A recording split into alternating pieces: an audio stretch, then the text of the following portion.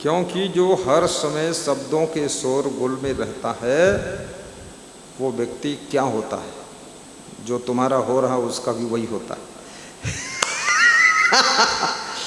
शोरगुल। तो योगान योग में पुराने आश्रम गया था। मैं राउंड लेता हूँ रोज, यहाँ नहीं लेता हूँ क्योंकि यहाँ क्या है, गेट पर ही इतनी भीड़ हो जाती, निकलने की जगह नहीं। वहाँ कोई पत्तल लिए खड़ा है, मन तो रोज होता है जाऊँ देखूँ लोग खा रहे हैं, कैसे खा रहे हैं, क्या खा रहे हैं, क्या मिला नहीं, लेकिन वो इतना भीड़ है कोई हमारे ऊपर ही दाल डाल देगा, तो इसलिए मैं नहीं जाता। वहाँ आश्रम व्यवस्थित है, थोड़ा बड़ा है और दूरी है, जैसे यहाँ से वो जहाँ भोजन बनता है इससे और ज़्यादा दूरी है वहाँ की। तो मेरा टहलना भी हो जाता। गया मैं, शाम का समय था, वो आदमी चिल्ला रहा था, गांव का आदमी था, मेरा लड़का मर गया। उसकी माँ भी आई थी लड़के की, वो रो रही थी। तो हमने कहा क्या हुआ, क्या है, कहाँ रहते हो? बोले इसी गांव में रहता हूँ। हमने कहा यही गांव आश्रम, क्या नाम तुम्हारा? दीना। बोले हाँ दीना नाम है, दीनानाथ। हमने कहा सबके दीनानाथ रो रहे, क्या बात है? बोले लड़का जहर खा लिया। हमने कहा तो दाल चावल था नहीं क्या, जहर खाया? बोले दाल चावल भी खाया, उसके बाद जहर खाया। तो हमने कहा तो मरना चाहता मरने दो। अरे मर जाएगा लड़का। तो हमने बहुत चिल्लाया। तो मैंने कहा अरे भाई आश्रम के संचालक को ढूंढो और उनसे बताओ गाड़ी ले जाए, भेज दे गाड़ी लखीमपुर, 20 किलोमीटर, लड़का मर जाएगा, जल्दी करो। तो संचालक कोई आवश्यक कार्य में बिजी था, वो ढूंढे नहीं मिला। तो मैंने उसको लिए फट से गाड़ी रेडी कराया। हमने कहा तुरंत ले जाओ फटाफट, जो ड्राइवर मिला पहुंचा दिया, मरने से बच गया।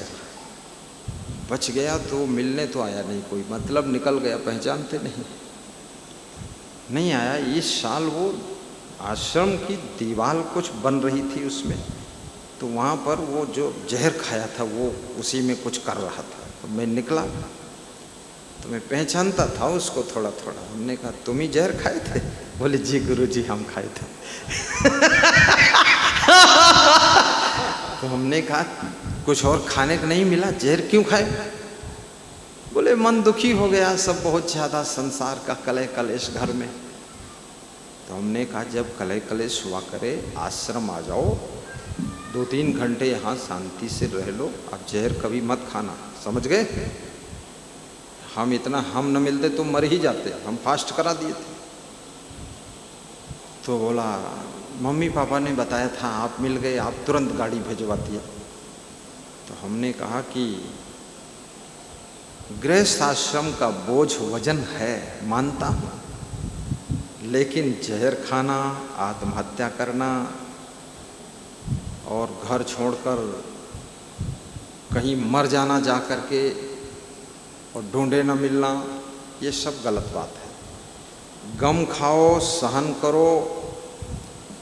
और गृहस्थी की गाड़ी कोई साधारण गाड़ी है, हो सकता है उसमें तुम्हारे पति पत्नी के द्वारा कोई संत आत्मा का जन्म हुआ है, हो सकता है कोई दिव्य आत्मा पैदा हो जाए, और ऐसी दिव्य आत्मा पैदा होगी। कोई पति पत्नी से तो राम लक्ष्मण भरत शत्रुघ्न कृष्ण भगवान बलराम विष्णु भगवान सब पैदा हुए थे, महाराणा प्रताप, मीराबाई, सेवरी, हम तुम, ये वो सब। तो गृहस्थी है तो कठिन, पर कोई बहुत श्रेष्ठ आत्मा आने वाली है। तुम्हें तकलीफ तो हो रही है क्योंकि पैसा कमाना बहुत कठिन काम है, और पैसा बचाना उससे भी कठिन है, और पैसा सही जगह खर्च करना उससे भी कठिन है। कितने लोग कहते हैं पैसा कमाता हूँ लेकिन बचता नहीं, न जाने कहाँ चला जाता है। तो मैंने कहा दान डिब्बा खरीदो, नित्य दान डालो, नित्य प्रवचन सुनो, नित्य गुरु का ध्यान करो तो तुम्हारे घर में बरकत होगी। तो उन्होंने ऐसा शुरू किया। 2 साल बाद आए, बोले बरकत शुरू है, प्लाट खरीद लिया हूँ और मकान बनेगा। अब तो हमने कहा एक दूसरा डिब्बा और ले जाओ, 2 डिब्बे में डालो तुम। बोले ये समझ में नहीं आता है, डिब्बा में डालता हूँ आपके लिए और प्लाट में अपना खरीद कैसे लेता हूँ। तो हमने कहा यही तो खेल है, मेरा प्रचंड तपस्या और मेरा भाग्य तुम्हारे साथ जुड़ जाता है जाकर, और वहीं से कनेक्शन हो करके सारा रिजल्ट बढ़ता है।